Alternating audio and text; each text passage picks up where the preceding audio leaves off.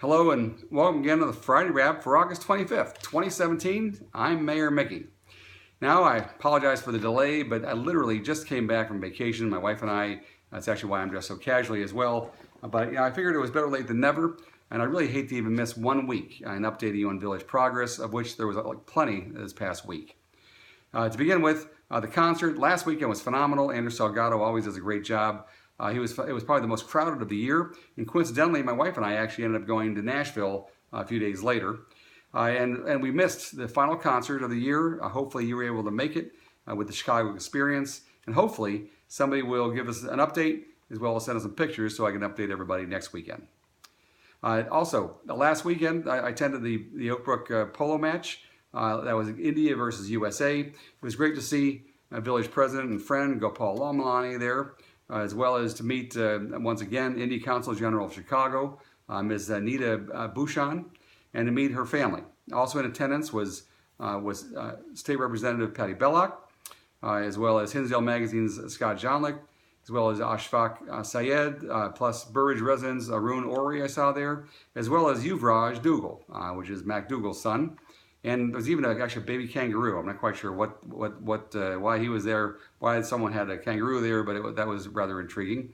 Congrats, India, they won. And I think next weekend, is the final match, which is against England.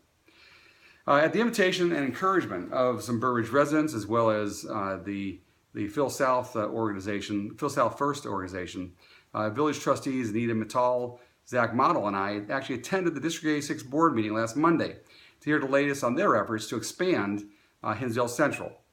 Now, the short story is that instead of trying to balance the student population across the school district, they were going to vote to pay $52,000 for another survey about the buffer zone. The school board, which has no Burridge residents on it, once again approved the expenditure.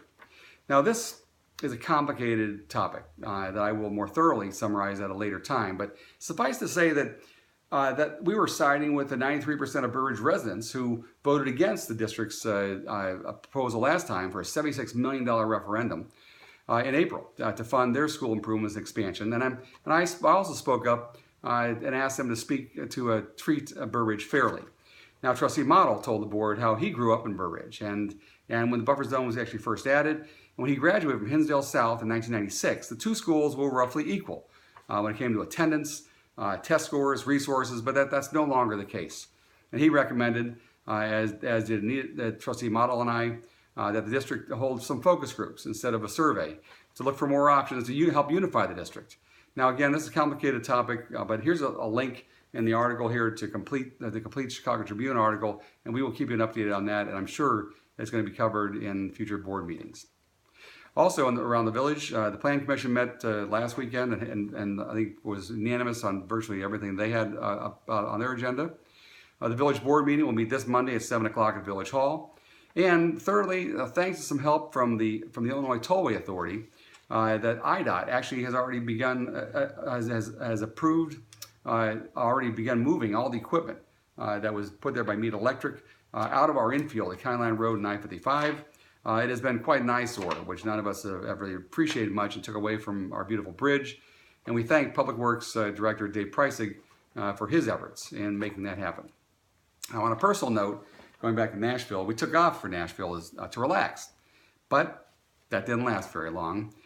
Besides its thriving and bustling downtown, which couldn't help but was anything but relaxing, on the first morning, we learned that the Republican National Committee was actually holding their annual conference in our hotel, Opryland, as well as the Fraternal Order of Police, as well as a Christian organization.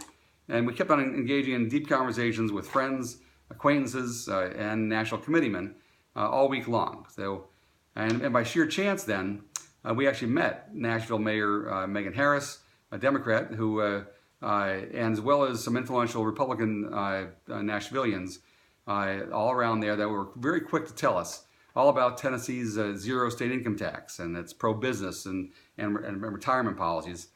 And that's, it's really no wonder why so many Illinoisans I've heard have been moving down there. Now, in fact, Nashville's population alone is increasing by 86 new residents per day. That's incredible. But Besides that, we were able to visit Andrew Jackson's home, who was our 7th president. We eaten at some phenomenal places, like one place called Hattie B's Hot Chicken, as well as Peg Leg Porker. Both suggestions, thank you to Andrew Salgado and John A's out by our hotel. I got to actually see some friends and clients at AIG. It was a phenomenal week, but it wasn't very relaxing. But that's the way it is, and that is a wrap. Have a great week.